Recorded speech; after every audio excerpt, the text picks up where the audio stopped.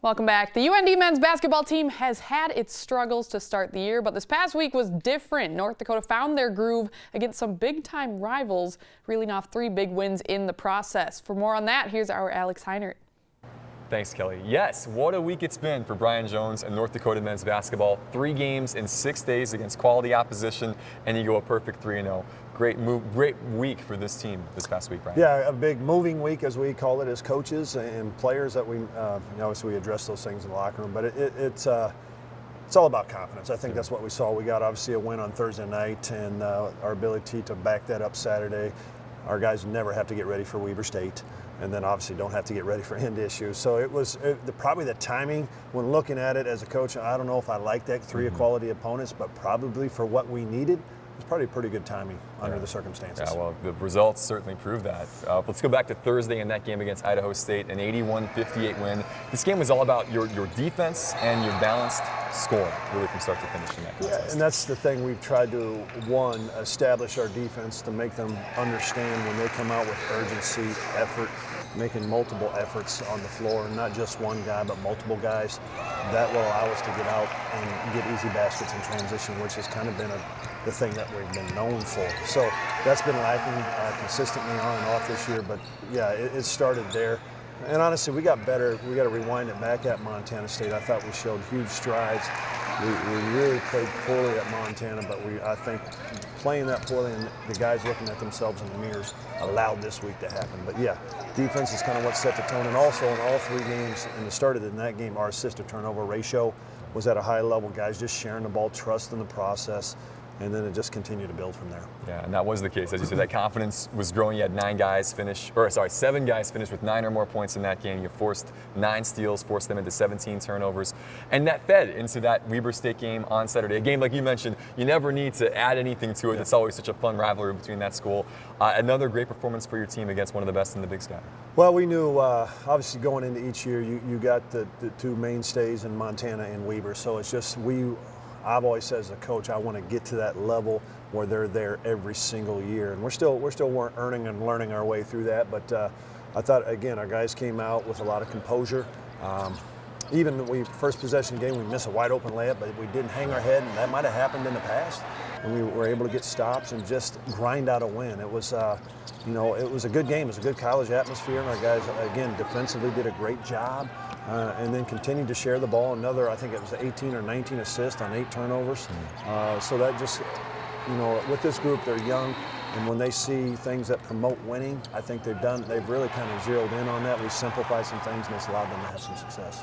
From an individual standpoint, in that game against the Wildcats, Gino Crandall nearly puts up a triple-double. He's just 2 assists and a rebound shy, which you expect. Keenan Walter, though, stepping off the bench, pouring in 16 points, a great bright spot for this team, and maybe a little unexpected in that contest. Yeah, and honestly, our stretch run these last 3 games has been nothing against our starters, but our bench has finally given us offense. They've been tremendous defensively, but each game through this stretch, Trey's been good, Keenan was good, Billy's been good, so it's just there's 2 sophomores and a freshman. They're learning their way, and I think that's what we've seen. We're going to need those guys. We're going to need a Jafar Kinsey as we move through this, as this league unfolds. So he's going to have opportunity to step up and help us as well. So it's a process, and you can't win with just 5 guys, because eventually those 5 guys, 2 or 3 of those guys are going to have an off night. That's why our bench is important. You get the 89-79 win over the Wildcats on Saturday. Then you dip back into non-conference for the final time this season, a trip down to Fargo and a rematch with a team that got you by 9 points here in this building in December. The start was key for your boys, and it felt like the shots were going early, and that really spurred this team on. Honestly, it was almost we flipped the script on them, the same kind of game. They came out with bombing threes, got out of the gate strong. It felt like that, and that's what we focused on. Our start, it couldn't be an 11-0 start in their building. We had to defend. We had to share the ball, keep the ball moving, and 1 shot went in again, another shot went in, and just our confidence kept growing as the half wore on. Some of them weren't always great shots. The ball just went in, so it was one of those nights. You take them. Yeah, you do. I mean, it's just you're going to have those nights, and we were due for one of those nights, quite honestly, for the way we shot the ball early in the season. So, but our defense was pretty solid the whole night. I mean, Paul Miller's a special player. I felt for the most part he had to earn a lot of his stuff, but we did a nice job on their not necessarily their role guys, but their secondary guys, which had big nights in this building. Yeah, you went 10 for 17 from three. You had 12 threes in the game. Felt like you attacked the rim a lot more in the second half. That seemed to be the way that you finished out this contest with your defense, but just being a little more aggressive on the offense. Yeah, I think us hitting 10 threes in the first half kind of opened up the lane a little bit forward. That's kind of the give and take. And then if you make shots from the perimeter, it's going to open up the lane. If you don't make shots, it's going to pack it in. So our ability to do that, I think, helped that. And that's got to be the strength of our team. The inside-out play, counter A-dance, establishing in the post, but also getting our feet to the paint and making the right play, whether it's a score at the rim or pitching it out, which we did in the first half for wide open threes. Yeah, so big victory, 9 points, just like they had got you here in this building on Tuesday night. 3 straight wins now for this group. How big was that week for your team moving forward?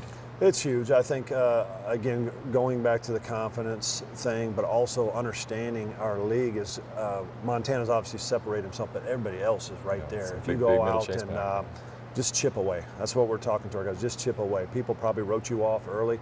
That's all you can control. You got to take it one game, the old cliche, one game at a time. But if you chip and chip and chip, come late February, you're going to be where you want to be. And just we got to learn from these 3 games. What did we do? We defended. We valued the ball. We shared the ball. And obviously we made shots. But I think that's a byproduct of the other things. Yeah, a chance now to continue that streak on the road in Greeley, the middle game of a 4-game road swing for your group. An 8 o'clock Central start time. You play all these late night games now coming up over the next couple of weeks, Coach. A chance for your team just to reset and get ready to go back into conference play this weekend against the Bears. It is, and they're talented. It's a game that's always come down to the wire. So it's a kind of a rivalry game for us as well, old NCC foe. But yeah, it doesn't get any easier. We got that game, then we go out to Eastern Washington and Idaho. There's not a lot of chance for this group to relax, which isn't always bad because they are young. They're learning how hard it is to win a game on the road or at home. It doesn't matter. They're just learning the process, and this group needs to go through that. Yeah, college basketball, never easy, certainly, but good to see this team have some success this past week. Brian, congrats again on the week that was. Best of luck this weekend against the Bears. Thank you. Brian Jones. Kelly, back to you. All right, thank you so much, Alex. Well, next on Midco Sports tonight, we'll switch over to the Fighting Hawks women's hoops. Alex Heinert catches up with head coach Travis Brewster. Stay right here.